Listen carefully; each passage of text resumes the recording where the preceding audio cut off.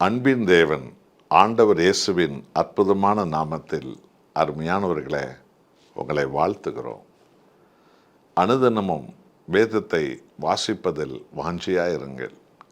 ஆவியானவர் உங்களோடு பேசுவார். பாவமானதை தேவ சமூகத்தில் அறிக்கை செய்து விட்டுவிடுங்கள்.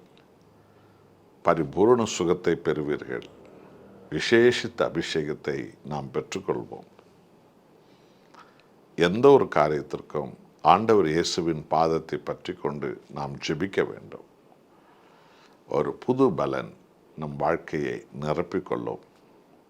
ஆசீர்வாத ஜனங்களாக நாம் இருப்போம். நீதிமொழியின் புஸ்தகம் 28ஆம் அதிகாரத்தில் 28வது வசனத்தை வாசித்து பாருங்கள். வேதம் இப்படி சொல்கிறது: துன்மார்க்கர் எழும்பும்போது மனுஷர் மறைந்து கொள்கிறார்கள், அவர்கள் அழியும் போதோ நீதிமான்கள் பெருகுகிறார்கள். இன்றைக்கு இந்த உலகம் இருக்கிற சூழ்நிலையில் எங்கும் துன்மார்க்கர்கள் எழும்பியிருக்கிறார்கள் அல்லவா? ஜாதி வெறி, மதவெறி, பணவெறி, பதவி வெறி, அரசியல் வெறி என்று எங்கு பார்த்தாலும் ஜனங்கள் எல்லா கட்டத்திலும் வெறி பிடித்தவர்களாய் அலைகிறார்கள். கொலைகள், கொள்ளைகள், உபச்சாரங்கள், அழிவு என்பது சர்வசாதாரண ஒரு நிகழ்ச்சியாக இன்றைக்கு மாறி இருக்கிறது.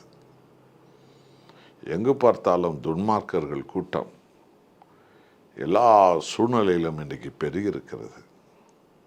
அதனுடைய விளைவு பக்தியுள்ள ஜனங்கள் மறைந்து கொள்கிறார்கள்.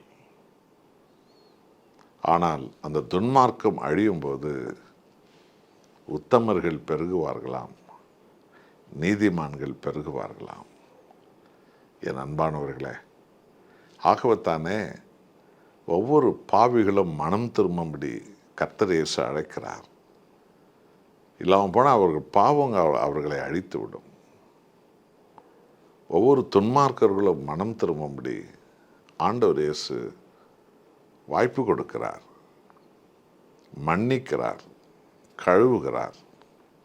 என்றால் அவர்கள் மனம் திரும்பினால் உத்தமர்களாய் மாறுவார்கள். உத்தமர்கள் பெருகும்போது நீதிமான்கள் சமுதாயத்தில் பெருகுவார்கள். ஆகவே நீங்கள் மனம் திரும்புவதோடு மாத்திரமல்ல, உங்கள் குடும்ப அங்கத்தினர்களை மனம் திருப்புவதில் கவனமுள்ளவர்களாக இருங்கள். நண்பர்கள், சொந்த பந்தங்களை சகல அக்கிரமங்களை விட்டு, அநீதிகளை விட்டு மனம் திரும்பும்படி அவர்களுக்கு உணர்த்துவீங்கள். அவர்களுக்காக ஜெபியுங்கள். அவர்களுக்கு அன்பான முறையில் அதை உணர்த்துவீங்கள்.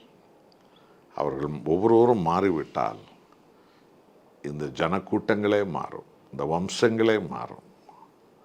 ஆண்டவராய் இயேசு கிறிஸ்துவின் ரத்தம் எல்லாரையும் கழுவி உத்தமர்களாய் மாற்றுவதில் மகத்துவம் உள்ளது.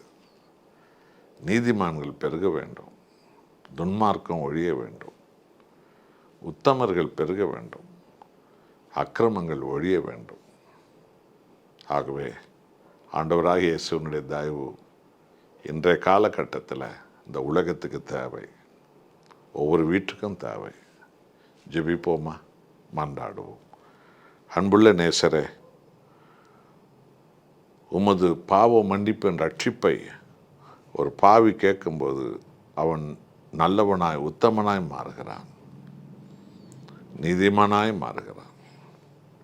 நீதிமான்கள் பெருகும்போது தான் துன்மார்க்கர்கள் அழிவார்கள், துன்மார்க்கம் அழியும்.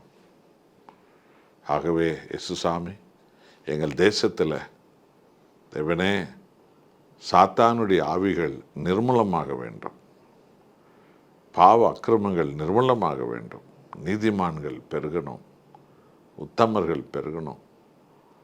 உமது வல்லமையின் கரத்தினால் ஒவ்வொருவரையும் தொடுங்க. உங்கள் நாமம் மகிமைப்படட்டும். இயேசு நாமத்தில் பிதாவே, ஆமென்.